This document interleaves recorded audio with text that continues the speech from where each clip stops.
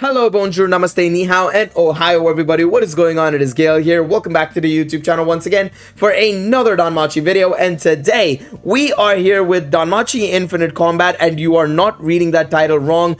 I genuinely do believe this game is very underrated. Now, I know a lot of people will be saying like, Gil, have you even played the game? Have you even seen the gameplay? Have you even seen the graphics of the damn game? And to all of that, I say, yes, I have played this game. I've spent about 40 hours in this game. I am just done with the main story content, and I'm now moving on to post-game content. And I wanted to make this video as part 1 of 2, basically. Part 1 being effectively a lot of blabbering, but genuinely just my personal experience with the game and why I genuinely believe it's a fun experience. But also I want to do a part 2 video once I'm done with the post-game content to kind of give you guys a bit of a TLDR there, basically. It'll be a quicker video. It'll be a full-on formal review video basically as well. So if you want to wait for that one, please wait for that. That will be coming out maybe in the next month or so. But I wanted to make this video today because I kind of wanted to talk about this game because of Full End of Water and Light coming up in a month and a half's time, right?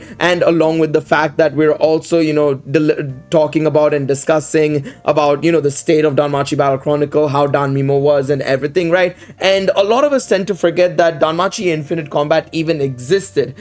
I do think there is a good reason as to why a lot of people are, you know, not happy with how this game is, to be quite honest. I generally do understand why a lot of people tend to ignore it very easily and try to push it to the side, but I do think that there is a lot more to it than what is being seen from the above. You know, when you go on to the Steam page or you watch the trailer or you watch gameplay footage, right? I think there's quite a lot more to this game, and I only experienced it by actually going out of my way and playing it, because even I remember, you know, if you go back and watch some of my older streams from ages and ages ago, before I even streamed this game, you will see me saying like, I don't know why they made this game. I genuinely don't know why they made this game. This game sucks. It doesn't look good. I'm not a big fan. But having played it, right? And remember, I will say this as well. I spent only £4 on this game at most. I think I spent around £2.50, but I'm gonna say £4 because if you want to go to a CD key website and pick it up from like cdkeys.com, for example, you will be spending £4 buying this game. So if you do pick it up for £4, I genuinely think that for that price, right, I think I would have probably spent even $10 to $15 for this game, no doubt, nonetheless. But for the price I got it for, 100% well worth the experience. 100%. I've spent nearly 40 hours on the main story content alone. Post game will probably be another like 30-40 hours, I feel personally, based on just knowing what I have to do in order to get the 100% and everything.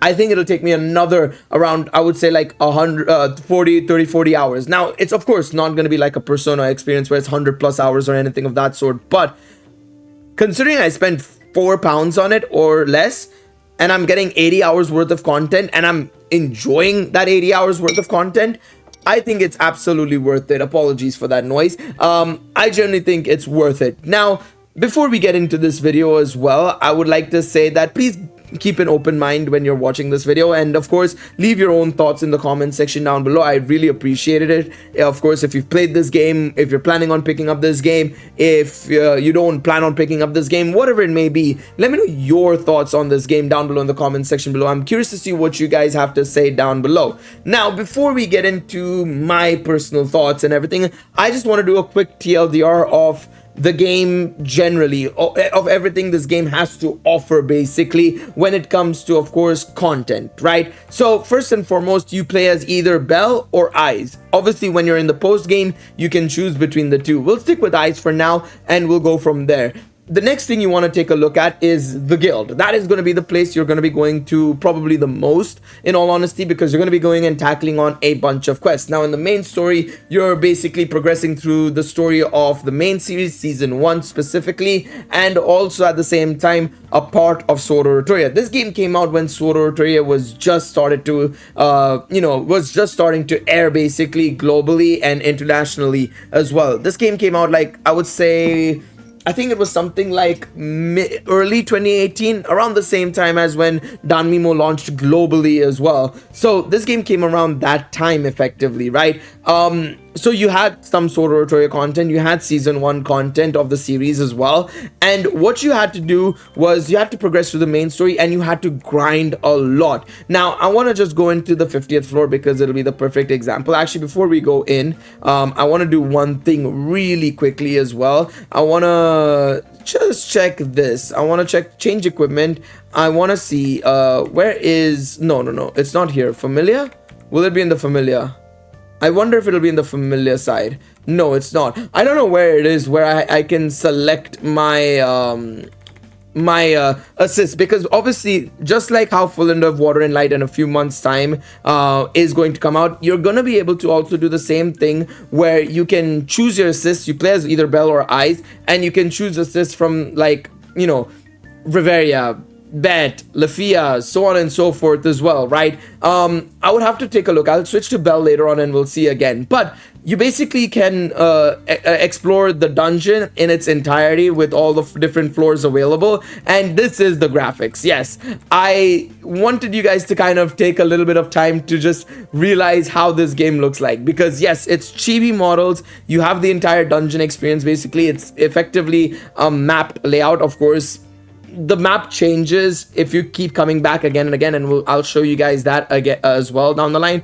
But the mechanics of this game are very simple. There's one button to attack normally. You also have a spin dash button, which you can see there. You have a dash button, which is your V button. I'm playing on keyboard and mouse. You have a magic button, which allows you to use Tempest. You also have WASD, which will allow you to use obviously the items in the top left. And then if you press Q and E together, if you press two buttons together, you can activate Aerial, or in Bell's case, obviously his boost as well, which is of course basically Argonaut effectively. And it'll basically guarantee you like critical hits guaranteed and stuff like that basically. The gameplay is very simple. It is very simple. It can be a little bit clunky as well. And of course, the graphics, there's a lot to be desired for. I mean, this is a game that came out in 2018, for goodness sakes. I mean, yes, I know that probably budgets and everything weren't that high. And I know this was the era of the PS4, but there were really good looking games on the PS4 as well. I mean, if you look at some of the Sword Art Online games and everything, right, there was a lot of those games. So having this game come out and it looking like the way it did wasn't amazing, I will say this. Like, you can see the map does change, which is pretty cool in that sense, right? But yeah, this is not necessarily something I would have said was like, oh, this is what I was expecting from a Danmachi game. I'll admit and I'll say that. And for the price it came out at, I think this game came out at like $45, $40. And I'll be brutally honest and say that it's not worth that price, to be honest. I would say this game is probably worth, brand new, if you were to release it back then and you told me, oh, I could pick it up, I would probably say I'd pay about $25 at most, maybe $30 if, you know, you've got me on a good day. Basically, if you've got me on a good day, you'll catch me, you know, spending about $30 to $35 for this game. But beyond that, no chance. Not even a realm of a possibility of you catching me buying this game for $40 or more. It's why I'm so happy that Full End of Water and Light is coming out at the price it is. Now, of course, that is only the 50th floor. You can obviously go into the other floors as well, like floors 1 to 4, 8 to 9, and so on and so forth. You also have obviously boss fights that you can do once you enter the post game as well, against the Black Goliath, against Udeus, the Baby Dragon, the Minotaur, the Silverback. I mean, let's take on the Black Goliath here as Eyes, of course, right? And that, I think, is a pretty cool experience. Don't get me wrong. Of course, I do think that the scale, the graphics and gameplay don't look like insane, but I'm super glad that they were able to incorporate these boss fights as they were in this game. You know, it was pretty darn sick, and there was a little bit of skill involved. Of course, you know, the gameplay may be simple, but there was things involved, like, you know, elements, typings, you know, how you attacked the enemy, the direction you went in. Of course, using magic appropriately. Was magic the right decision to use? You know, making sure that you weren't getting hit by the enemy regularly, like that making sure you had your items properly equipped as well. Otherwise, this guy would just keep, you know, chipping away at you as well. There would be enemies appearing on the sides, as you can see here, which is insane, of course, right? And they give you skill points as well. This is the other thing about the game that I really liked as well, is that there were skill points involved. So you could actually like take on these enemies and actually like, you know, actually get rewarded for fighting them as well. It was absolutely worth it as well. In that sense, it was super worth it. Let me heal up here. Okay, I gotta heal up here massively, otherwise I'm gonna get absolutely battered here. All right, let's finish him off. Let's finish him off, otherwise I'm gonna be in very big pickles, very big pickles. So the game itself, obviously gameplay wise and everything, super simple, super straightforward. Obviously, I think that can be very counterintuitive and also something that a lot of people don't like. At the end of the day, there is obviously a need for a technical experience, a complexity that needs to be present in the game, right? If you make a game too simple, people kind of are like, I don't want to really play that much, you know? And I understand that, and that's why one of the reasons as well that I'm very much looking forward to Full of Water and Light. But I think what appeals to me about this game more so than anything else is how much they've actually taken from Danmachi and done it right. And I'll explain how in just a second, because everything you do in this game has meaning to it. From when you go into the dungeon, you grind, you obviously get your skill points and everything. You go into your familiar, you will be able to access a skill sheet, which will allow you to basically enhance your abilities, your strength, your dexterity, your agility, your vitality, endurance, your ability to use a sword. It all matters. And I mean, when you start the game off, when you're playing through the main story, you only have access to skill map 1 and skill map 2. I thought that was all I had to do. I had to only just do this. Lo and behold, once the post game opens up, these two things open up. So it adds an extra layer to the post game as well, that, oh, now I need to try and, you know, finish this off. I need to try and also do this as well. I need to finish off this. I need to try and, you know, maximize my units skill points and, you know, gain a lot of skills, fully max out my units, fully max out the character's ability to deal damage and everything, you know, usability in game and everything. And, you know, do that basically. You know, you have that objective there for you, and it's of course very reminiscent of how you do it in an RPG. And of course, Danmachi takes a lot of influence from the RPG experience, and you can see as well on the right hand side of your screens that there's a full stat sheet as well. Of course, your HP stat, MP, strength, agility, vitality, magic, dexterity. These are stats you see in Danmachi, right? These are the stats you see that the characters have as well. And so having this in game and having it, you know, as a thing you can actually like visibly see, in my opinion, added that extra dimension and extra factor to the game that I really personally liked. That is something that I really enjoyed. And again, doing all of the skill sheet stuff and everything, again, it's a lot of grinding, it's a lot of effort, but it is a lot of fun as well, in my opinion. Just, you know, the growth you can see from the characters, the abilities that you can get and everything is so much fun. But along with that, and this is where I really also like this game a lot, is because of the market. And I know that sounds a bit odd and it's a bit bizarre, but if you talk to the smith owner, right, listen to what he has to say. To craft dragon armor, he needs 5 more dragon scales. Yes, the market owner will start selling weapons and armor depending on what you are able to beat and what drops you get from the enemy. So you actively have to actually go out of your way and defeat mobs and monsters in order to access new weapons and new armors. Again, it's a very reminiscent thing of what you'd see actually in Danmachi. You know, look at, for example, how, you know, well developed the Ushiwaka Maru as well, the Hakugen as well, and actually Ushiwaka Maru as well for Bell, right? These weapons were built off monster drops. Same thing with like the robes as well that they wore in season 4, the armors that they wear.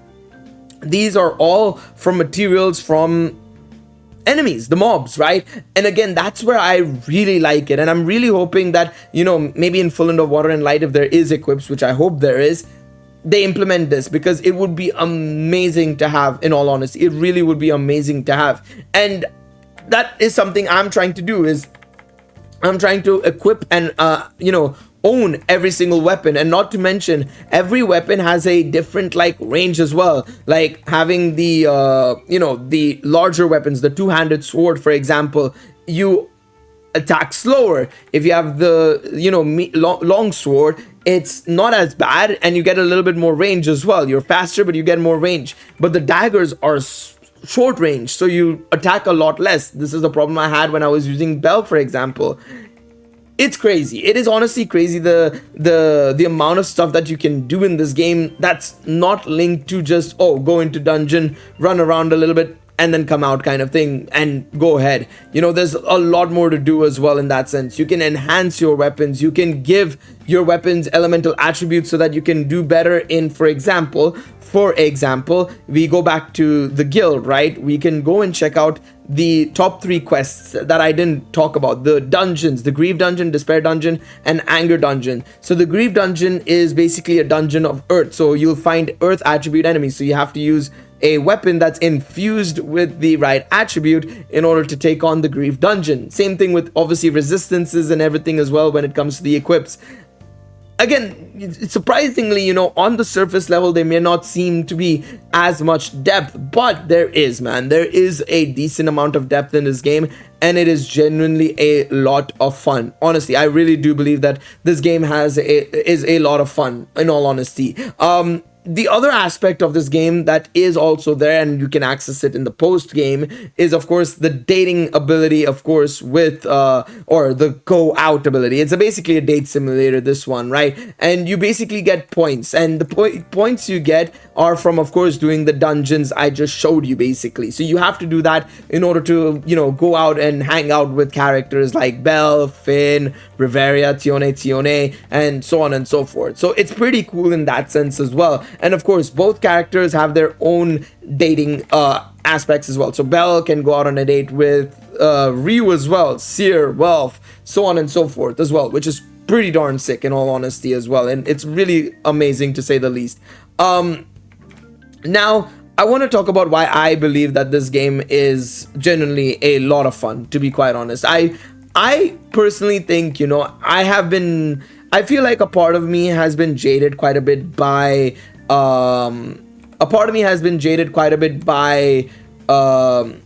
Danmachi Battle Chronicle. We went from having a game that was so in love with the idea of being a Danmachi game with Danmimo to Danmachi Battle Chronicle, which doesn't feel like a Danmachi game. More often than not, it feels like it's just a gacha game with a Danmachi skin on top of it, right? When I had the opportunity to play Infinite Combat, and I remember I was like, you know what, sod it, it's only £2 on a CDK website or £3 on a CDK website. It's not the end of the world, it's chump change at the end of the day. That's the same amount of money I spend in going to work, effectively, right? It's the same as a bus fare. I was like, okay, let me pick it up, let me play it on stream, let's see how it goes. I was pleasantly surprised as to how much fun I had, in all honesty. I think what appeals to me about Danmachi Infinite Combat the most is in its simplicity. There is a lot of Danmachi-ness still to it that makes it a lot more complex and a lot more interesting to me, right? Obviously, I think also what helps, in all honesty, and this is coming from somebody who didn't really have a lot when I was younger. I mean, of course, I had the PlayStation 2 when I was much younger, but after the age of 7 or 8, I was basically playing only Game Boy Advance games and Nintendo DS games on an emulator on an old PC that didn't even have a great graphics card. I was using integrated graphics for a lot of my work and gaming.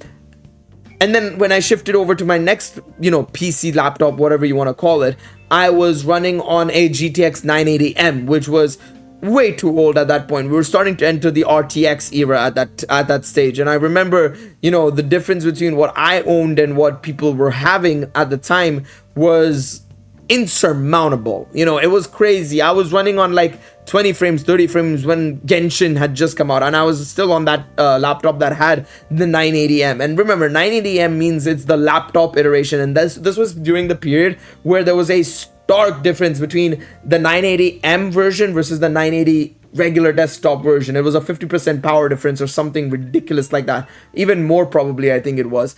And so for me, having a game like this and being able to enjoy it for the price it was, but also just generally, even with the aesthetics it has, the gameplay loop, the whatever you want to call it, right? Even though it may not be like the most like appealing of games in the sense of like how it looks and how it plays, I think there is a certain charm in its simplicity as well. Do I think it could have been better? Abso-freaking-lutely. There's no doubt about it. I do think this game could have been better, and I do think this game could have looked a lot better as well. Even if it was like, maybe, I think if you gave me the regular Danchro models, let's say for example, right? Let's say we had the regular Danchro models in this game, and you gave me this gameplay loop and everything, I would have 100% spent a little bit more money and actually bought it on day one. I think the chibi models don't really help it at all, not to mention the lack of technical complexity and, the additional gameplay factors. Like you look in Full Under Water and Light, right? For example, I'm going to keep bringing back Full Under Water and Light because it's the next game coming out. And of course, a lot of people are, talking about it. Full Under Water and Light has mechanics like the counter mechanic. It has additional mechanics like, for example, the way you use a special move and all, in terms of like there being actual special moves and everything. This game doesn't really have a special move. It has magic in Firebolt, but that game also has the regular magic, but you also have a special move attached to it as well, which obviously this game only has like this game has a enhancement mode, which I'm assuming it's going to be again available in Full Under Water and Light as well. In that sense, how far is the map? I was going to say, damn, this one's a big one. But like, you know what I mean, right? I just feel like in comparison to, a lot of newer games and just generally,